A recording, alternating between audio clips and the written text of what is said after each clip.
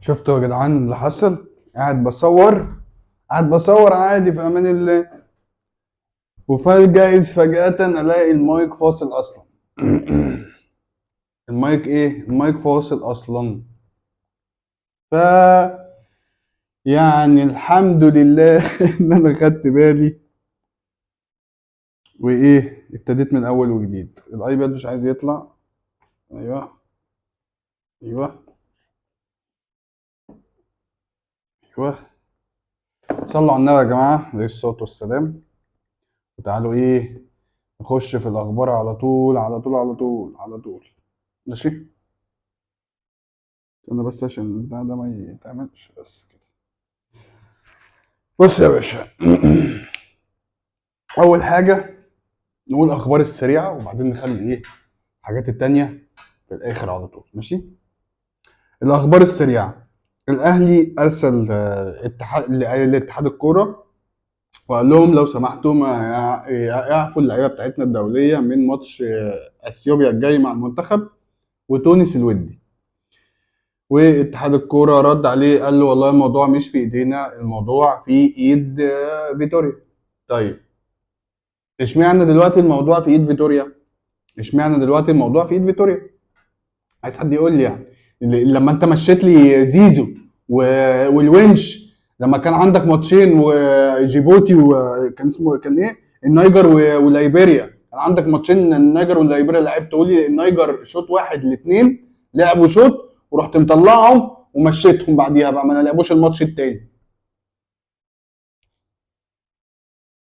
وكان الزمالك بيلعب مش بيلعب بقى نهائي سوبر، مش بيلعب سوبر افريقي مثلا زي ما انا رايح العب نهائي سوبر افريقي. لا، ده بيلعب مع إليكت تشاد اصلا بقى في الدور التمهيدي وهو كسبان الماتش الاولاني. يعني هو في الدور التمهيدي بيبقى ذهاب وعوده، هو كسبان التشاد على ارض التشاد 2-0.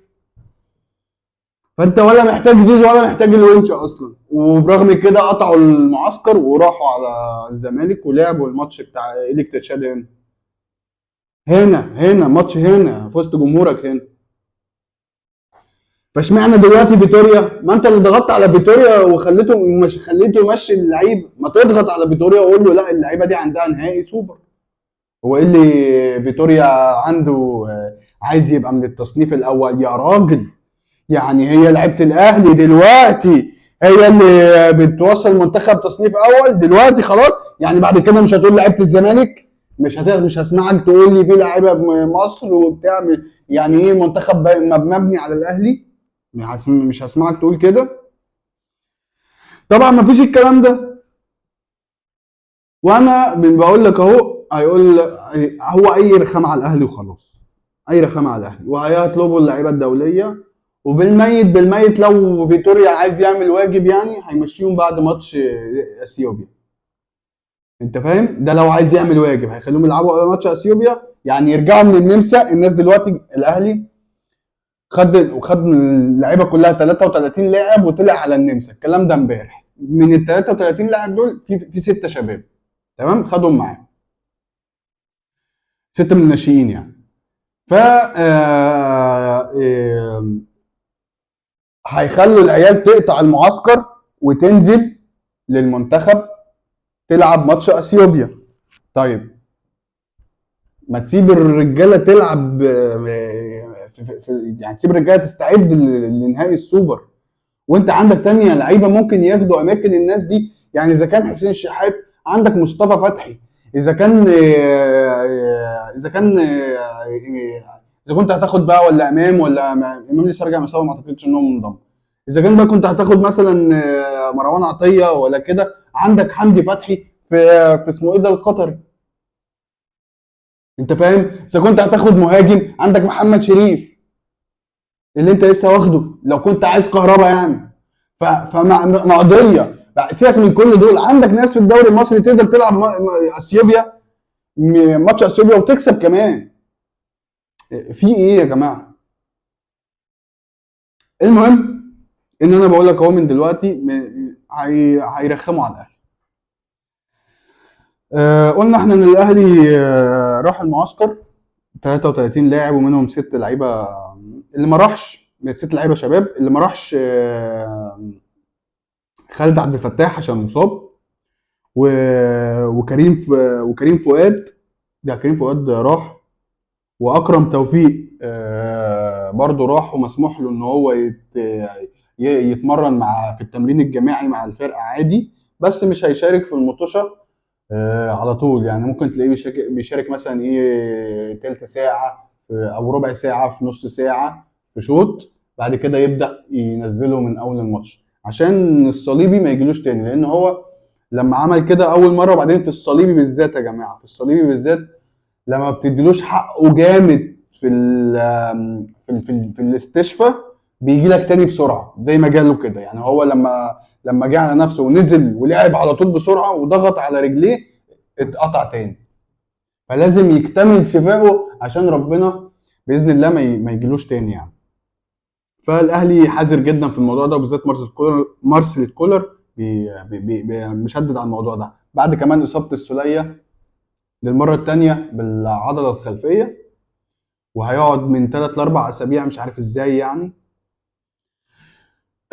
جات له خلفيه تاني وخدوه معاهم للنمسا في المعسكر عشان يعرضوه على اكبر دكتور في النمسا، في المتخصص في مجال الرياضه والعضلات وكده. القندوسي مشي خلاص، مش مشي يعني، راح اعاره لسيراميكا.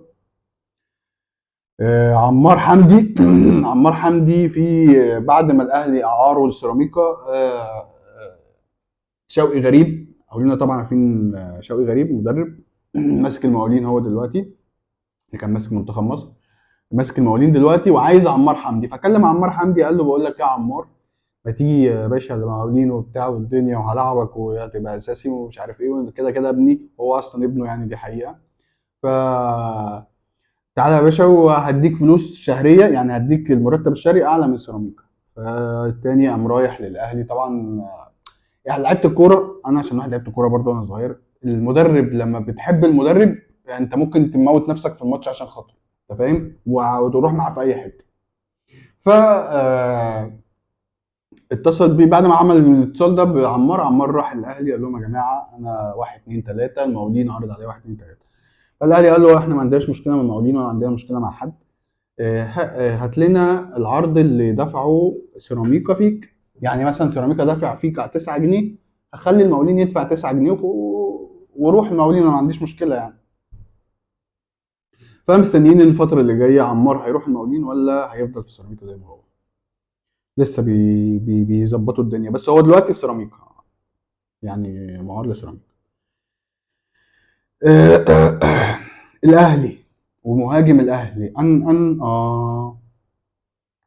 الاهلي يا باشا خلص. تقول لي خلص ازاي؟ اقول لك خلص. الصحف التركيه كلها بتتكلم عن الموضوع ده بالذات، من اكبر الصحف هناك اسمها راديو جول، تمام، نشرت صوره لموليكا وكاتبه فوق، يعني فوق الصوره بتاعته، الاهلي المصري يخصص 5 مليون يورو لصفقه موليكا.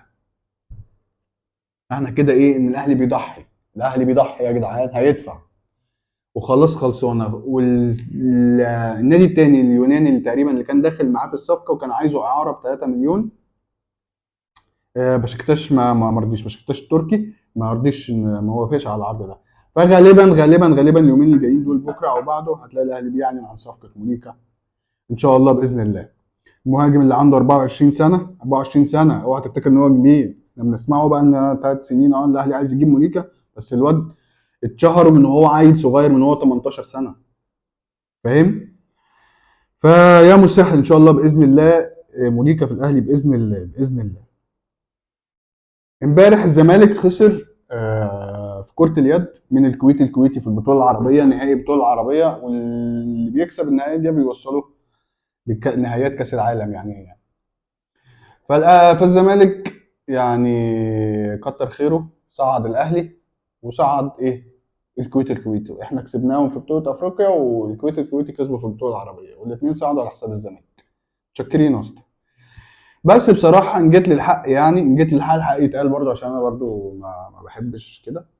الفريق اللي راح اليد ده كتر خيره كتر خيره كتر خيره ان هو وصل للنهائي بجد، بقى باللي حصل فيهم ده، بالجمهور هو اللي كان بياكلهم وهو اللي وصلهم، ولا كان في طياره خاصه ولا اي حاجه من اللي هم كانوا بيقولوها دي.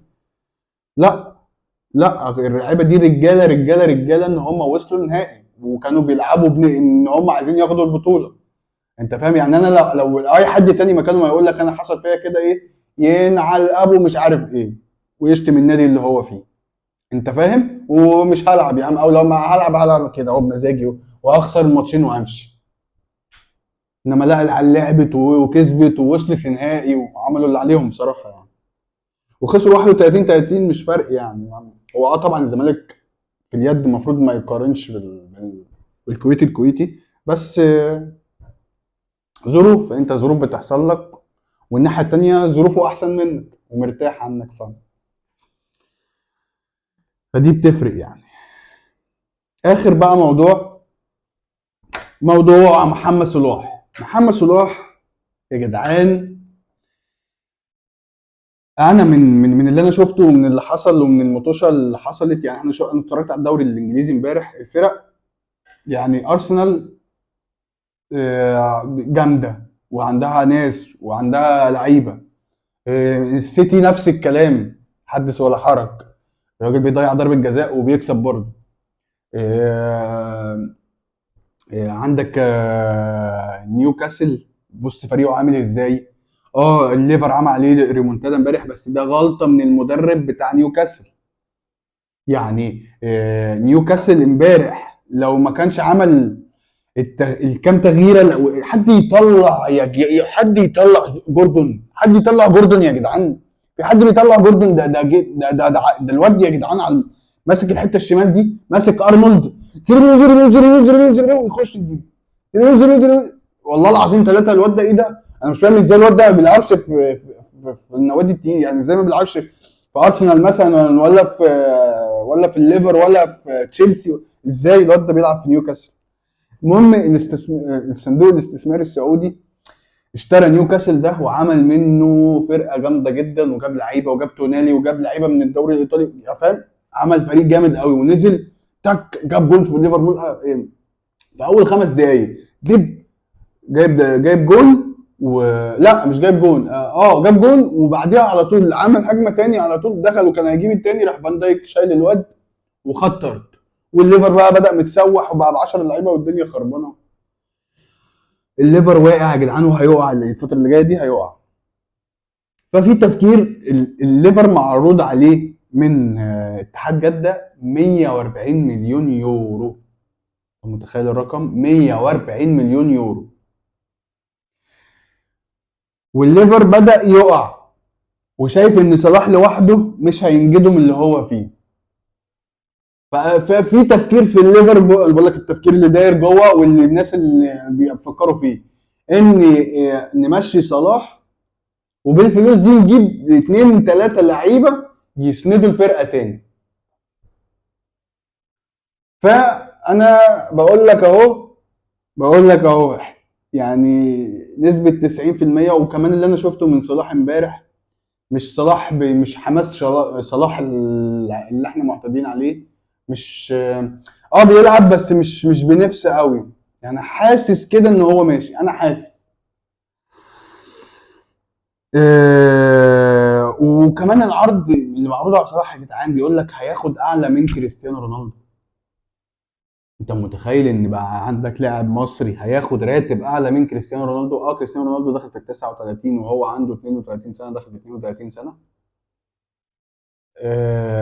بس انت هتاخد اعلى راتب في الدوري السعودي يعني. هتاخد اعلى من نيمار، اعلى من بنزيما، اعلى من كريستيانو رونالدو. انت فاهم؟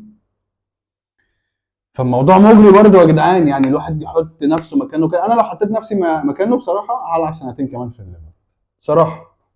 بصراحه واخلص عادي يا باشا خالص، واروح بقى اخد عقد انا كامل مكمل من السعوديه وانا عندي 33 سنه والدنيا رايقه معايا. فاهم؟